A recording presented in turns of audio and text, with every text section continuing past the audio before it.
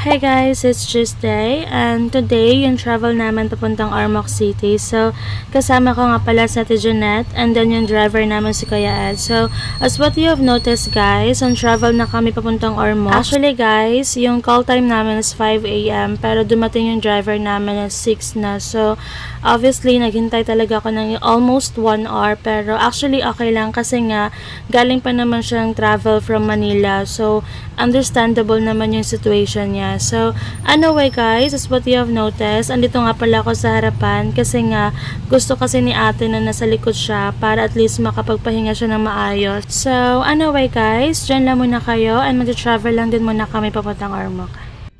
Dita, uyanet. Mawa diri sa mag-video call. Isus, pagkita pa din na. Makadi ko ni sa Kalbayog, kumadi manggod. Nalusad pala siya tigang sa barko. Kumadi sa Kalbayog, maungay niya. Kaya na-inlove na akong sakay. Pagkita nira. Ako ba kadari, ano na nagipaon. Kay Urhi man sa harampang. Kani, sunod, nakapula ko mo siya. Ako nakapula, Abi, ako online una ginharani. Sana ba ako contented sa akong life sa naging single act. Kay Diyos ko, good man. Ang kalalakin, basta may nasa nga kay busy din. Ano ito yung mga gano'n? Nag-upload rin.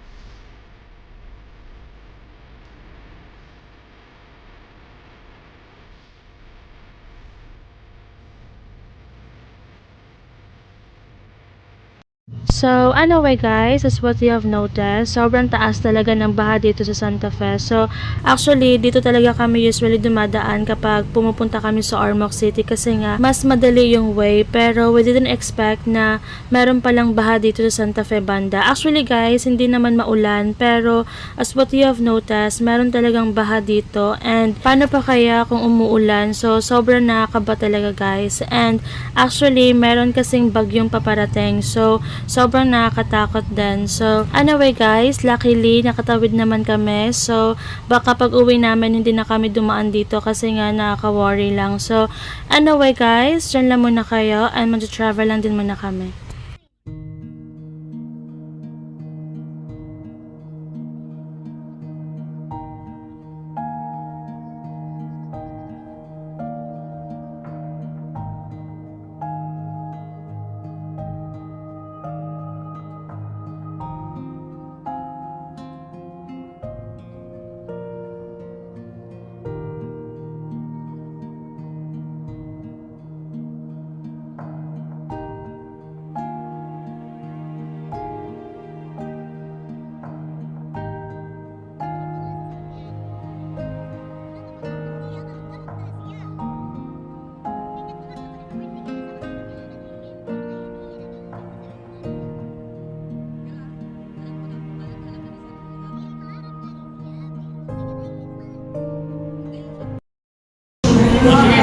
Yung mga rice, ikaw, saray mo nga rice. Duwa po.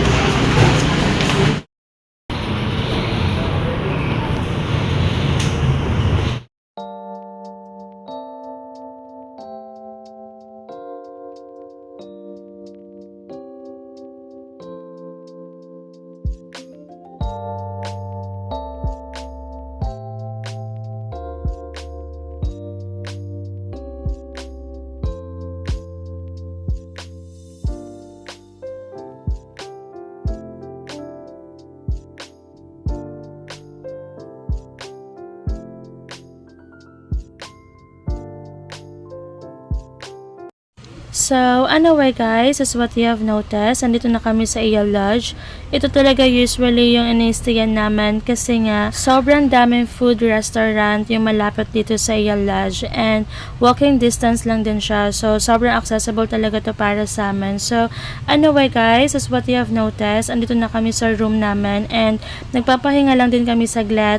And after namin magpahinga is kakain kami mamaya kasama namin sa Ridge and yung partner niya. So actually nakarating kami is hapon na. So hindi na kami dumiretso sa office kasi nga alanganin na din yung oras. So anyway guys, andito na pala kami sa Robinsons and we're planning na kumain dun sa Cafe Laguna kasi sobrang sarap ng pagkain nila guys. Actually dun kami kumain before nung last attended ng year-end meeting namin dito sa Armoc City. Sobrang sarap kasi guys ng pagkain nila dito and sobrang sulit na din. So, we decided na dito na lang ulit kumain. So, habang kumakain kami guys is nagbi-meeting kami kung ano yung pwede naman i-agenda during meeting for tomorrow. And also, possible concern about operation of Armoc branch accessory trading. So, sobrang daming pwede naman mai-topic during meeting. So, kailangan namin mag-early tomorrow para at least makapag-inventory kami at the same time is makapag-prepare kami during our meet. So, after namin kumain guys, is bumalik na din kami sa Iya Lodge para makapagpahinga and then makapag-prepare kung ano yung pwede naman ma-agenda for tomorrow. So, anyway guys, that's all for today's video guys. Thank you guys for watching. Please don't forget to subscribe my YouTube channel. Bye guys!